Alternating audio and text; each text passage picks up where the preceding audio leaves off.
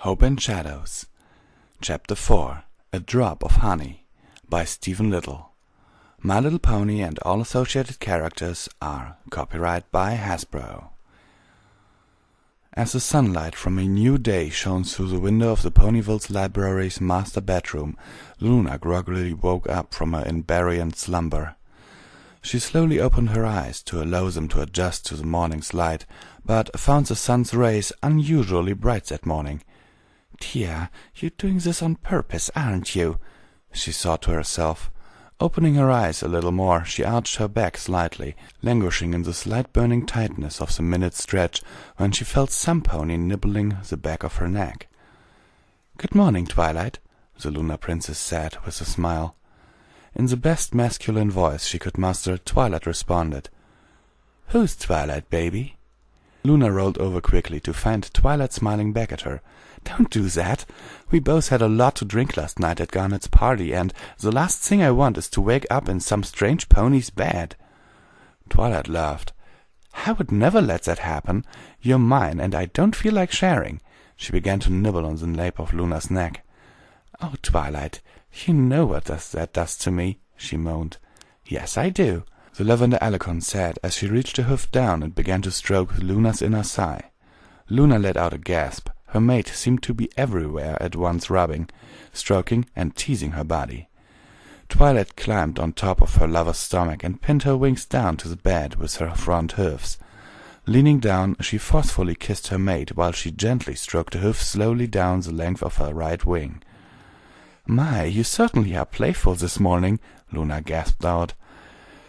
Twilight flicked her tail lightly, intentionally brushing against her lover's teats.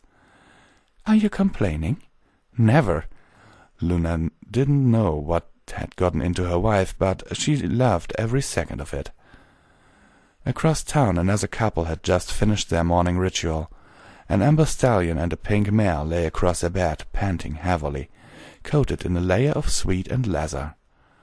"I swear, Pinkie, one of these days I'm just going to have to tie you down and show you what slow and gentle feels like." "Sorry, Brazy, I'm just so excited whenever I'm around you," Pinkie Pie apologized. "I tried, but I lose control sometimes." Braybon rolled over to his side and kissed the pink pony. "I'm only teasing you, Pinkie. Every moment I spend with you is a happy one." "I know you're only teasing, but really, the rope sounds fun." She smiled mischievously. "As much as I'd like to, I need to get to work, and so do you," Braybon reminded her. After a frisking shower, they dried off and sat down to breakfast.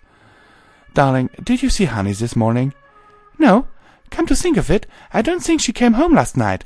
She must still be at Garnet's. Poor thing must have fallen asleep at the party.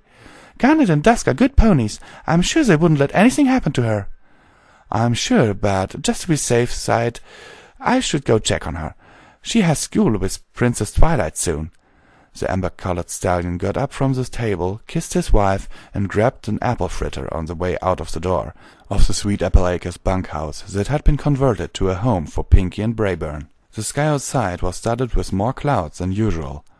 "I don't recall a storm being scheduled for today. Rainbow and Soren must still be sleeping off all the cider from last night." Entering town, Braybon didn't notice anything out of the ordinary as all the ponies went about their business as usual. "Definitely the alcohol," he thought to himself. "Oh well, don't drink unless you're willing to pay for it the next day." The amber stallion passed Sugar Cube Corner and headed into the Rainbow Cottages.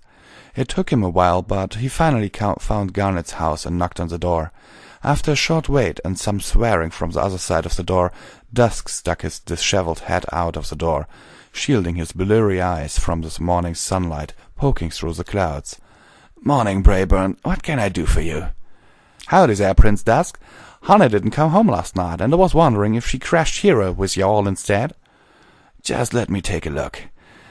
Dusk turned his head to scan the room, but quickly faced Braybon and closed the door slightly. I think she might be in the bathroom. Let me go see, okay?" Braybon wasn't in the mood for any nonsense. He was already late for work. Pushing the door open with his left front hoof, he about had a heart attack from what he saw. Jato lay on the sofa, on his back with his legs sprawled out. Between those legs slept his daughter, resting her head on his chest. Honey, cinnamon, apple! What the hey do you think you're doing?" the shocked stallion shouted. Honey was startled into the waking world by her father's outburst and fell off Jato and onto the floor. Noticing his condition, Jato rolled away from the yelling pony. "Daddy? It isn't what it looks like. I just fell asleep." Honey tried to tell him. "Get out of here now. You've school to go to," he yelled. "I'm sorry about my daughter's behavior, Prince. I assure you it will not be happening again," he said through gritted teeth as he glared across the room and the young blue Pegasus still lying on the couch. "Sir, she's telling the truth. Nothing happened. We were just talking and just fell asleep, honest," the young stallion tried to explain. "I'm fairly certain nothing happened, Brayburn. I think we all just need to calm down and look at it rationally," Dusk said. Rainbow Dash and Soren landed by the house to pick up their son when they heard the shouting. "What's going on in here, and why is Honey crying?" Rainbow asked. "I caught your son with his hoofs and wings all over Honey," Brayburn accused. "Daddy, I promise nothing happened," Honey pleaded with him. The angry stallion pointed a hoof at both of the blue Pegasi. "Keep that degenerate son of yours away from my daughter." Brayburn pushed her out onto the road toward the library. "Get moving, young lady. You and I are going to have a long talk about this when I get home from work." Rainbow Dash and Soren just stood there with their jaws hanging open. "Okay, what was that about?" Soren asked as he walked into the house. "Nothing happened, Dad. He just hates me and doesn't like me being friends with Honey." "I doubt that, Jato. Was he telling the truth? Were you and Honey making out or something?" Rainbow asked her son. "Mom! No, we were just talking last night about Garnet and Applebloom, and we fell asleep, and no, we weren't drinking." "As far as I know, he's telling the truth. I found him asleep on the couch, with Jato on his back and Honey laying between his legs and across his chest," Dusk volunteered. "Brayburn is overreacting to the situation. I've always been a light sleeper. My mothers can attest to that. If a couple of teenagers were going at it in the living room, I'd have heard it." "Jato, can you please turn around and face us?" Rainbow asked. "I don't like having a conversation with your back." "No, I can't." "Why not?" his father asked, walking over to him. Looking down at his son, he smiled. Jato looked up and moved his wing aside a bit, exposing his predicament. "Ah, I see. Are you sure nothing was going on?" "Yes, Dad, I promise." "Well, we can't leave the situation like this," Rainbow Dash said. "If you want, I can contact Mom and Mother. They should know what to do, and since Honey is on her way to the library, I'm sure Mother will stay there and get the story from her." "Sure, Dusk, we'd appreciate it," Rainbow thanked him. "One other thing. Do you ever get your parents mixed up?" "Nope. Twilight is Mother and Luna is Mom. It's always been that way as long as I can remember." Dusk closed his eyes and concentrated hard on his parents. He felt a tug on his mind, and suddenly he was floating in their bedroom. Turning his head away quickly, he made his presence known. "Mom, Mother, please, do you mind?" The sudden voice in their minds startled the two mares, and they dove under the covers. "Dusk, is that you?" Luna asked. "Yeah, Mom, it's me." "Dusk, how many times have I told you to concentrate on the place, not the pony when astral projecting?" "Sorry, Mother, I'll try to remember," he apologized. "I came to let you know Brayburn is on his way with Honey, and he's pretty steamed. Rainbow Dash and Soren are here with Jato at the house, and we could really use some advice, Mom." Dusk went on to tell them everything that happened that morning. "I'll be over there shortly, dear," Luna told him as she got out of bed to take a shower. "Thanks, Mom." The young prince vanished, leaving the mares to themselves. "Oh well, I guess we'll have to finish this later," Luna said. Twilight walked up and nipped Luna's flank. "You better believe we're going to finish." Brayburn knocked on the door to the library residence of the Princess Luna and Princess Twilight. Drying herself off as fast as she could after the shower, Twilight opened the door to a very dejected Honey. "Honey, dear, please come in. I'm sorry I'm running a little late today." "That's all right, Princess. I'm just heading off to work and wanted to make sure Honey got here for her lessons. Honey, remember what I said. You are to stay here until I come for you tonight. Is that understood?" "Yes, sir," she said, sniffing back her tears. "That's my girl. I'll be back tonight. You behave for Princess Twilight." Braeburn turned around and galloped back toward Sweet Apple Acres.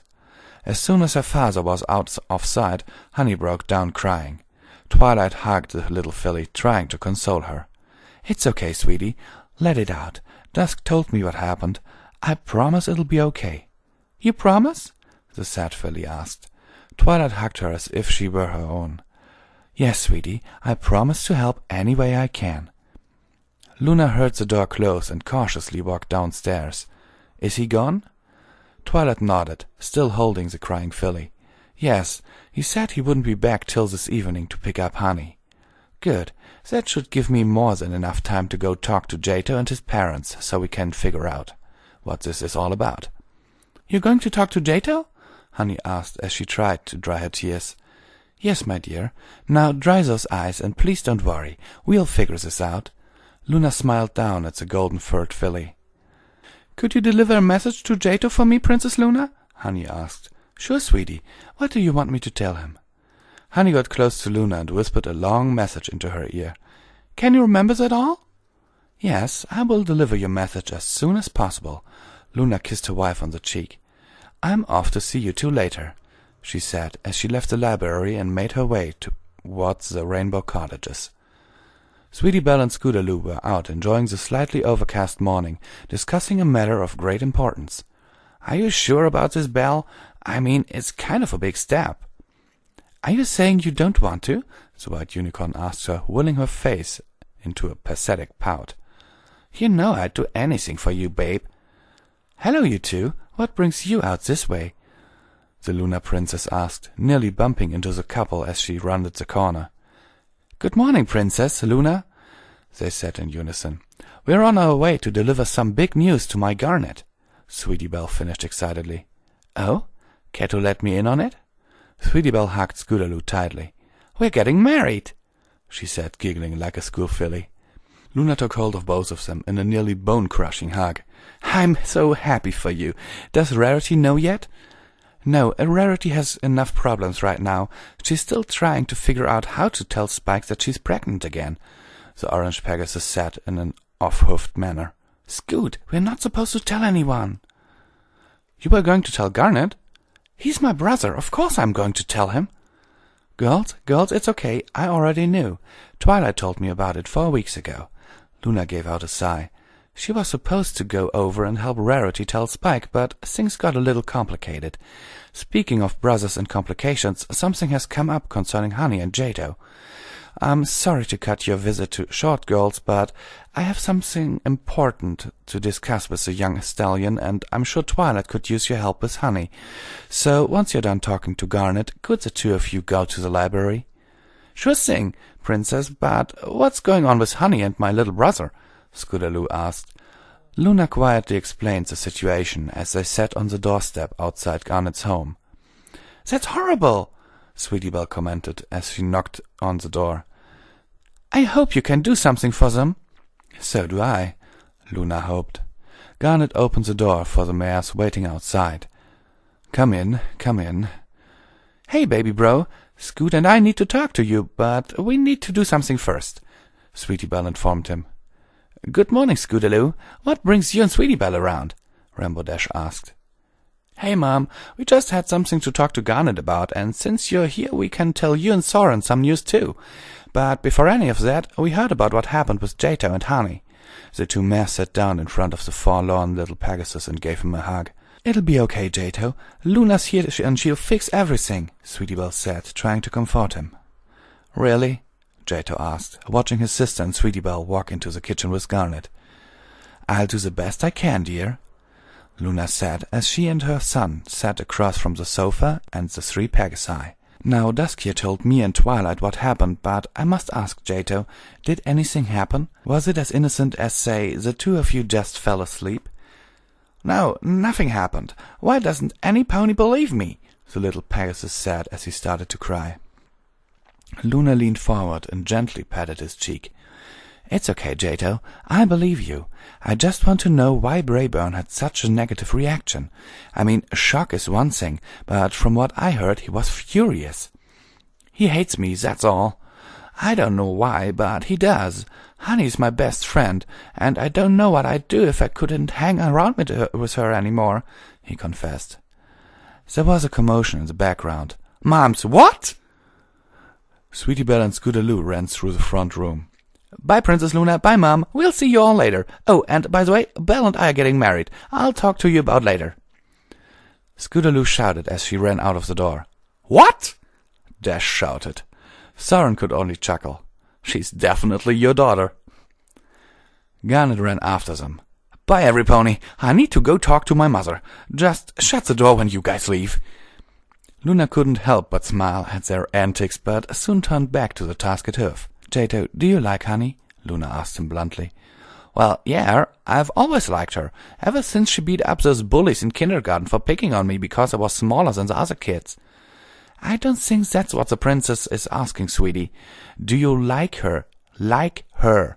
Rainbow Dash asked her son. "Oh, I don't know.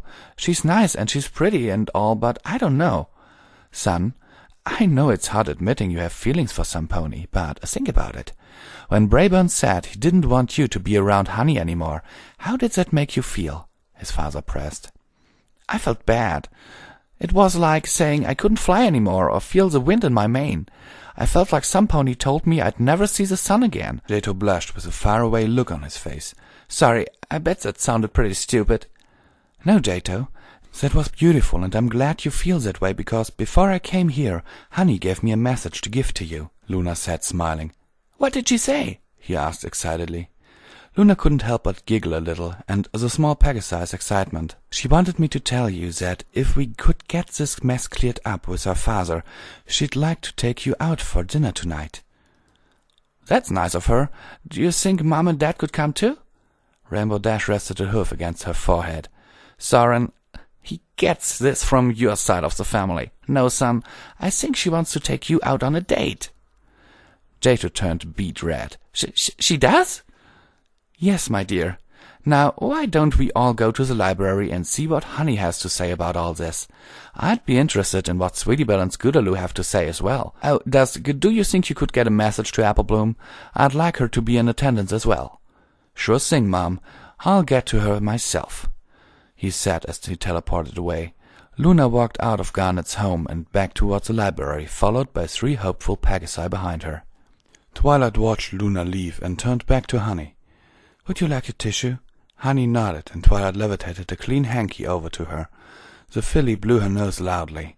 When she was finished, Twilight levitated the solid hanky to the garbage. "Feel better?" "Not really. What am I going to do about my father? He's just being mean, so mean to Jato, and it's not like we've done anything." "Not that I haven't tried," she thought to herself. "Jato and I just like hanging out around each other," the golden-furred mare explained. "Fathers can be overprotective of their daughters. Sometimes it's insecurity, and sometimes it could be they don't trust their daughters to make good decisions, or they just don't trust the colt. It could be a lot of things. Have you ever asked him why he seems so aggressive towards Jato?" "No. It's not easy to talk to him about it. He treats me like a little foal all the time, and I hate it. I'm 16. I have my own job and make my own bits." "Well, something tells me he always going to see you as his little girl, and Jato as a pony trying to take you away from him." "Jato, are you kidding me? I really like him, but sometimes he can be pretty dense. I doubt he even knows I like him. Oh, I was going to tell you before all this happens. Jato got a job with the weather team. He's taken over his mom's old job since she's a Wonderbolt and all now, but he starts his new job in 2 weeks, and I know we still have a little school left, but it's okay since they said he could work part-time until we graduate, and then he can start full-time and—" Twilight placed a hoof over her mouth. She liked Pinkie's daughter, but sometimes the young mare acted too much like her mother. "That's wonderful news. That's a big job that requires a lot of hard work and dedication. That should impress your father," Twilight said hopefully. "I don't know. Sometimes it seems father doesn't like me having any friends." "I'm sure that's not true," Twilight told her as Dusk and Applebloom teleported into the library residence. "Hello, Mother. Mom will be here soon with Jato and his parents. He asked me to get Applebloom and bring her here." Thank you, Dusk. By the way, aren't you late for magic training with your sister and Aunt Celestia? Oh, dang it, you're right. I'll see you later, Aunt Mother. Dusk ran out the door and launched himself into the air, headed towards Canterlot. He's a good son, but forgetful at times, Twilight snickered. Applebloom sat next to Honey, giving her a strong hug. I heard what happened. I'm sorry you have to deal with this, but I think I may have an idea to help you out. Really? Yes. Now, I don't remember my father well, but sometimes Applejack and Big Macintosh could get really overbearing as well. I needed a place of my own to think about things. While it may not fix immediate problems, I just wanted you to know that if you ever need a place to be by yourself, you can always use the old Cutie Mark Crusader clubhouse. It's in the northern corner of the orchard, and I seriously doubt your dad knows about it. Applejack and me are the only ones that ever go out there anymore. Thanks, Applebloom. I think that old clubhouse is going to get a lot of use, Honey said with a small smile, giving her older mare a tight hug. Luna walked into the residence, followed by Jato and Soren. Hey, babe, you stay here with Jato. I think we could use a stallion backing him up right now with all these mares around, Rainbow Dash said. One of us has to get to work. I'll explain why you're gone. I'm sure the others will understand. Soren kissed his wife. Okay, dear, I'll see you later then. Rainbow Dash turned around and flew off in the direction of Cloudsdale. As soon as Jato walked into the room, his eyes locked onto Honey's. He'd been working himself up for this moment, the entire trip to the library, and now it was here. As the small Pegasus walked across the room, every pony seemed to disappear, except for the glowing gold pony in front of him. Finding himself face to face with a pony he really liked, he slowly leaned forward and gently kissed her nose, then sat down next to her. Honey was stunned for a moment, but quickly recovered. Her face was flushed and hot from the unexpected kiss. Leaning over to her left, she planted a kiss on her own on his cheek.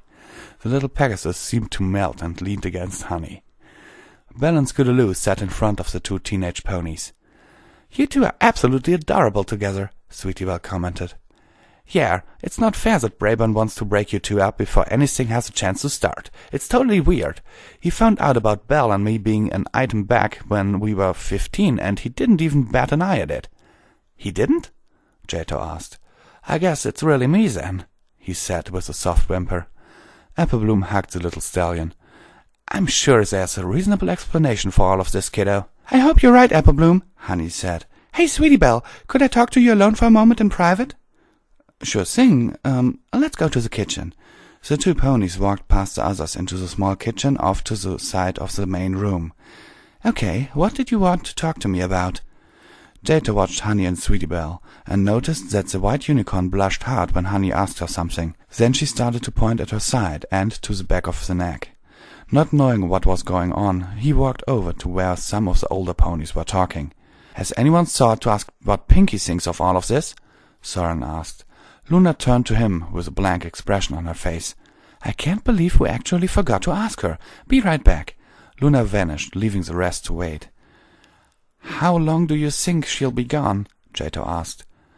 Whoopee! That was fun! Let's do it again! Pinkie Pie shouted, and as she and Luna reappeared before them. Twilight looked down at the Pegasus. Does it answer your question? Jato nodded, but started to back away and pulled out Twilight's right wing to hide behind. Pinkie looked around the room. All right, you two. Luna told me everything. Front and center, both of you. Pinkie shouted with a scowl stamped on her face. Honey stopped talking with Sweetie Belle and slowly dragged herself in front of her mother. Okay, where's the little cradle robber? Jato, stop hiding and get out here. Twilight cleared her throat to get Pinkie's attention. Folding her wing up, she revealed the cowering young stallion. Sorry, Jato. Pinkie stomped her right hoof. No, mister. Jato cautiously approached Pinkie and sat down next to Honey. Pinkie's scowl broke into an impossibly wide smile when she grabbed both the ponies in a tight bear hug. Why didn't you two tell me you were together? I think it's super cute that you would like each other, the pink mare said enthusiastically, and she smothered both ponies with a kiss. Mom, please stop. You're going to make Jato permanently red. Pinkie put them both down. Sorry about that, she said, winking at her daughter. I'll leave that to you, Honey. Mom, Honey said, turning a deep shade of red herself. Twilight tapped Pinkie on the shoulder. Now that you know what's going on, is there any reason that Brayburn would act like this? I don't know. It was cute before, but now Brazy's gone too far. I love him a whole bunch, but what he did was super mean. Jato, you're a good young stallion. Don't let any pony tell you different. My daughter's lucky to be with some pony like you. And, honey, you should have told me sooner how you felt. I could have told Brayburn to leave you guys alone. Pinkie hugged her daughter again. It's okay. When your father gets home, we'll all talk to him and see what we can do about it. That date for you two. Pinkie seemed to pause for a moment, an unusual thing for the hyper-pink pony. You know what? Buck Brayburn. You two go on your date and I'll deal with your father. Every pony in the library was shocked. They had never heard Pinkie swear before. Thanks, Mom, Honey said, giving her mother a kiss on the cheek. Oh, I have an even better idea. Why don't you spend the whole day together? That'll really get him steamed. Are you sure it's wise to upset Brayburn so much? Twilight asked. You let me worry about Mr. Grumpy Pants, but if you want, you guys can be there when he gets home. Honey hugged her mother tightly. Thanks so much, Mom. I didn't want to go out on our date looking like this, and I need to get some things from the house. But if I go, Dad will see me. If you want, Luna, your mother, and I can teleport back to your home and help you get ready, Twilight offered. Would you? Of course, dear. We want this night to be as special as you do, Luna reassured her. Okay, but one moment. Honey walked over to Jato and whispered in his ear so the others couldn't hear. I'm sorry about all of this, Jato. I'll be back as soon as I can, and maybe later I can show you just how much I like you. Pulling back, she kissed him on the nose, and in a flash her, Luna, Twilight, and Pinkie were gone. Jato just sat there, his jaw hanging open, his face red, and his wings spread out to their full length. You okay, son? Soren asked. Jato just sat there. Sweetie Belle walked up and tapped him with her hoof, but he didn't make a move. You were the same way, Scoot, when I told you what I had planned on our first official date. Scootaloo just giggled in embarrassment. And what might that have been? Soren asked. Yeah, I wouldn't mind knowing either, Applebloom added. Not telling, they said in unison. Back at the old bunkhouse, Honey was in the shower while Luna, Twilight, and Pinkie went through Pinkie's closet for something for the filly to wear. Honey's stuff is too precious and cute. She needs to be a knockout on her date with Jato. I'm sure Jato won't mind, Pinkie said, smiling. Agreed, Luna said. Those two deserve a special night out, and I definitely think Honey should dress the part. What are you two planning? Twilight asked suspiciously. Why, dear, whatever do you mean? You wouldn't suggest that we were trying to encourage Honey and Jato to sleep together, Luna asked her. Yes, I do, and I don't think you should be encouraging it that hard. If it happens, fine, but we shouldn't be pushing them into it, Twilight sighed. I think they're made for each other too, but we should let things happen on their own. Fine, Twilight. We'll let her choose what to wear, Pinkie huffed. Chocolate rain hater, she mumbled under her breath. Honey had finished her shower and was getting dressed in her room when the three mares walked in. Honey was dressed in a short baby blue skirt and loose white blouse. Tied around her waist was a broad red sash with a red ascot tied around her neck under the blouse's collar. She wore her hair down, brushed and flowing over her right shoulder like a river of honey. Her tail was also expertly brushed with a slight curl at the end. Honey looked at the three mares that were staring at her. It's not bad, is it? She asked nervously. Do you think Jato will like it? The three mares stood there, nearly speechless. Dear, trust me, Jato will definitely like it, Twilight said. Thanks, Princess Twilight. That means a lot to me. Luna and Pinkie both giggled at Honey's comment. Are you ready to go back? It's been almost 2 hours, and I don't want the others to worry, Luna said. Almost. I just need to check my bag before we go. Honey pulled a set of saddlebags from under her bed and flipped open the compartments, checking that everything was in place. Could you drop me off at Sugar Cube Corner? I can't leave it closed too long, Pinkie asked. Okay, I'm ready, Honey announced. The ponies in the library had been waiting patiently, making small talk. There was a flash of light, and Luna and Twilight were standing by the door with their wings extended. Where's Honey? Jato asked. The two alicorns lowered their wings, revealing the teenage filly. Jato was lost for words. Honey walked up to him and nudged him in the side. Shall we go then? Jato only nodded his head and followed her out of the door. Honey led Jato down the bowling alley. What are we going to do here? He asked. They're having an all-ages social here this afternoon. It started a little while ago, but I don't think we missed much. I don't know, Honey. It sounds like there's going to be a lot of ponies there. It'll be fun. There's going to be cake and dancing and music and all sorts of fun games, Honey said, smiling. Okay, yeah. We're gonna bucking rock this place, he shouted as he practically dragged Honey into the bowling alley.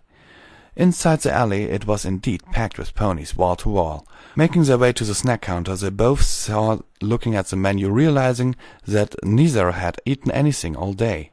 Hey, Honey, why don't you order for both of us? I'll get some punch from the stand over there. All right. Being smaller than most ponies his age, Jato was able to fly over the crowd without much difficulty, thought he had hated going too slow. He quickly grabbed the punch and started his way back when he saw some pony in his seat talking to Honey. He landed a short distance away, not wanting to disturb them if he was a friend of hers. Straining his ears, he tried to listen. Come on, babe, let me buy you a drink and this little hole in the wall I know. For your information, I'm only 16, and my cold friend will be back soon. Please leave me alone. That was all Jato needed to hear. He walked over and set the drinks on the other side of Honey, so they wouldn't be spilled. Hey, buddy, my mare friend said to leave her alone, so scram, Jato said. Oh, and what are you going to do about it, pipsqueak? The stallion challenged. I asked politely. If I have to ask you again, I won't be so polite about it, the small Pegasus said in an evenly flat tone. The stallion leaned his own head down, grinning at Jato. Give it your best shot, shorty. Jato leaned back and punched at the stallion as hard as he could, but found only air as the pony pulled his head back at the last moment. Jato fell flat on the ground, but was kicked in the stomach by the offending pony, which sent him sliding across the floor a good 10 feet. Jato got up on his hoofs and leered at the stallion. I asked you nicely. Now I'm done being polite. Jato crouched down, stretching his back legs, first one and then the other. As he stretched them, the muscles on his legs appeared to bunch and grow tighter. Finally, he leaned back and jumped forward, putting all his energy into the leap. He flew so fast toward the stallion he left a small con trail behind him. Just before he made contact, he flipped around in mid-air and bucked the stallion hard in the chest, sending him flying into the refreshment stand. Jato stood there, panting heavily, while the other ponies around him gasped in a shock. Mr. Kingpin, the owner of the bowling alley, came rushing out. Hey, you short guy, you need to leave. There's no fighting in my alley. The guy deserved it, but the rules are the rules. Will some pony go get the Sheriff Garnet? I want the other guy cooling his head off in a cell. I'm tired of him hitting on the younger ponies here. Jato and Honey walked out of the bowling alley and into the road. I'm sorry, Honey, I ruined our day together. If you want, I'll take you home. Honey grabbed the young stallion and planted a kiss right on his lips. Oh, Jato, you were totally awesome and great in there. That guy kept trying to put his hoof on my shoulder, and he was really, creepy, and I was so scared, and then you came along to defend me. It was right off one of my old storybooks, and you were so brave standing up to him like that. I couldn't believe you did that, and you were so fast, and then boom, you buck him across the room. That was the coolest, most awesome thing I'd ever seen, and you did it for me. You're so sweet. Honey noticed that Jato was limping a bit. Are you okay? You didn't hurt yourself, did you? No, just pulled a muscle. I haven't taken off like that in a while. I guess I should practice more so that doesn't happen again. Well, did you want to get something to eat over at the cafe? She asked, finally able to calm herself down. Sure, honey, that'd be great. I'm so hungry I could eat a whole tree, bark and all. Yeah, 'cause, I'm awesome like that. Honey shook her head and walked off towards the cafe, with Jato running after her to catch up. They sat down at a table and waited for the waiter to come by. Jato, why do you do that? Do what? He asked. You act fine, and sometimes you can be a very charming gentle colt, but then it's like you flip a switch, and you start acting like that stallion in the bowling alley, bragging about how great you are, and I won't even begin to talk about your choice in language sometimes. The waiter finally stopped by their table, wearing a wide smile. What can I get for you two today? I'll have a really big plate of hay fries, like the biggest plate you've got, Jato said enthusiastically. And you, madame? He will have a regular plate of hay fries, and I'll have the honey mustard salad, Honey requested politely. The waiter nodded respectfully and left them in peace. As soon as he was gone, Honey turned her attention back to her dining companion. You were doing it again, Jato. I don't know what you're talking about. Jato, stop it, Honey whispered harshly at him. I know you really aren't like this. What's going on? The young stallion didn't want to lie to her, but he didn't want her to tell the truth either. Looking into her perfect blue eyes, all his false bravado melted away. I guess I don't want you to think I'm some kind of a wimp or something. I can't count on how many times you've stood up for me when others were picking on me because I'm a runt. Jato, you're not a runt. Yeah, you're kind of small, but you're very sweet too. That's part of what I like about you, baby bird. I'd wish you wouldn't call me that. Why? I thought it was a cute little nickname. Jato saw the pouting on her face. Okay, you can call me your little baby bird, but only when we're by ourselves. The waiter returned with their food and promptly left them to help other customers. The two ponies ate their food in relative silence, except for a little small talk here and there. Honey and Jato had been inseparable over the last few years, so they found a little to talk to about at the moment that they didn't already know. After finishing their meals, Jato leaned back in his chair. Oh boy, I'm stuffed. Me too. Hey, how about we work off some of this food?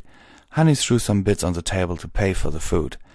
Catch me if you can, and no wings, she called back as she took off towards the west end of town. Jato smiled and chased after her along the ground. Honey led him on a merry chase. She ran over the west bridge and turned north towards Fluttershy's house. Before the turn to her house, Honey veered off to the left into the Sweet Apple Acres orchard. She ran swiftly between the trees, with Jato slowly gaining on her. Finally she spied the Cutie Mark Crusader clubhouse and ran up the ramp, only to be knocked into a pile of blankets just outside the clubhouse by Jato. The two of them lay amongst the blankets, totally exhausted. It was over an hour later when Jato woke up and noticed Honey was sitting in front of him. Her outfit was slightly muscled, but still quite pretty. Over along the wall he noticed her saddlebags sat empty. He tried to sit up, but couldn't move his legs. It seems Sweetie Belle set up everything just like she said, Honey remarked to herself. Honey, why am I on my back with my hoofs tied? Didn't I tell you earlier, baby bird? I told you I was going to show you just how much I like you, and after what happened at the bowling alley, I wanted to make it really special, so just lay back and enjoy. Honey stood on her back legs and used her teeth to whip off the lash around her waist. She waved it around a little and let it fall alongside Jato's chest. Next to go was the red ascot around her neck. She grabbed one end with her teeth, and very slowly she pulled the knot out of her ascot and let the red cloth drop to the floor. Honey unbuttoned her blouse, one button at a time, then let it slip to the floor. The golden filly seductively walked towards Jato until she was straddling the cyan-blue Pegasus. She smiled, noticing his wings were completely unfurled. Turning around, she stood on her hind legs again and grabbing the waistband of her baby blue skirt with her hoofs, ever so slowly she pushed the skirt down over her swaying rump until the skirt fell down onto Jato's face. He couldn't help but inhale Honey's scent from the garment. Jato always saw Honey without clothes on, but for some reason the display he just witnessed was incredibly arousing. Honey giggled as she removed her skirt from his face. I'm glad to see not everything about you is small. From behind the mattress, Honey pulled out a long blue feather. Remember this? Isn't that the feather I gave you when I crashed into you that one time? Yup, and I was recently told about a very good use for it. Honey smiled, and she dragged the tip of the feather along the inside of Jato's wings very slowly, making sure to touch as many of the small soft feathers covering the underside of his wings as possible. The Pegasus gave out a soft moan. Who's my little baby bird? Oh, Honey, that's not fair, he sighed. Honey moved in and licked the spot where his left wing met his body. What was that? I am, he gasped. I'm your baby bird. Jato was beginning to brave hard. That's right, you are, she said as she climbed on top of him, moving her flanks lower and lower along his body. Jato woke up after what seemed like an eternity. Honey lay across his chest, passed out from the exhaustion.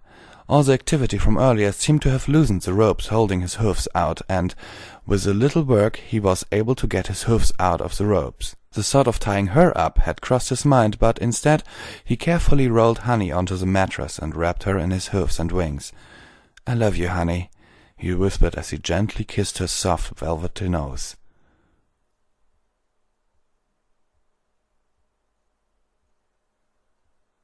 Oh my God, every pony. Oh my fucking God. That was not awesome. That was Oh my god. Sorry, but, seriously? Oh my god. I didn't expect that ending. Seriously, I did not expect that ending. I was kind of expecting some matchmaking from Luna's and Twilight's side, but not that. Okay, I really liked Pinkie Pie's part where she was like, "Here, now, mister." And I was like, oh my god, when I read this. Sorry if there were some slip-ups in the story, but I was so laughing so hard at sometimes. And, well, seriously, what didn't help either was that there are quite some mistakes in here from grammar. Like, when I read, and with a little work, he was able to get his hoofs out of the ropes. No, not that. One line above that. Earlier seemed to have loosened the ropes holding his hoofs out, and with a little work.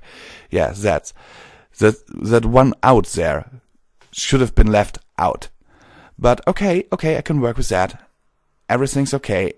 Some parts I had to re-record sometimes because I either broke out in laughter or there were too many mistakes in it and I had to read it actually to know what was meant. I mean, okay, I write myself, so I know that can happen. I don't hold it against any pony. Okay, that said, sincerely yours, Visual Pony, and hope we will see again.